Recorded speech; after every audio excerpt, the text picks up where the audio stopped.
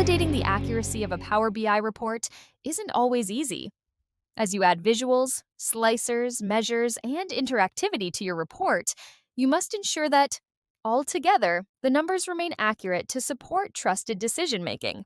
If you have KPIs, maps, and other visuals, you want to be confident that the visuals display data correctly, that the proper volume of data appears, and that the data is accurate, whatever filters or slicers are applied by your end users.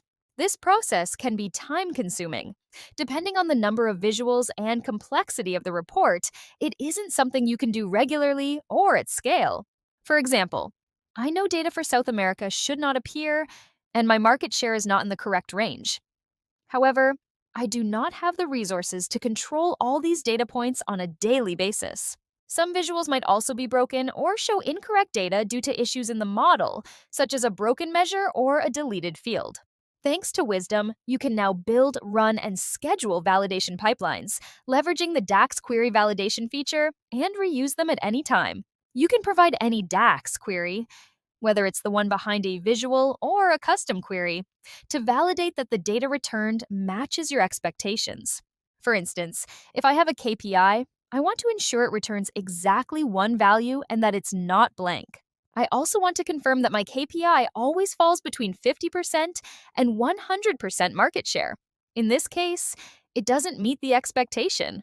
Now, you can validate any DAX query. In my case, I'm validating the KPI for Van Arsdale's market share. The best thing is that you do not even need to be a DAX expert. Just use the Power BI Desktop Performance Analyzer. The Performance Analyzer lets you capture the DAX queries behind a visual, which you can then copy and paste into Wiiisdom. With this DAX query, you can validate the output, such as the number of rows, null values, minimum or maximum values, distinct values, or unique values.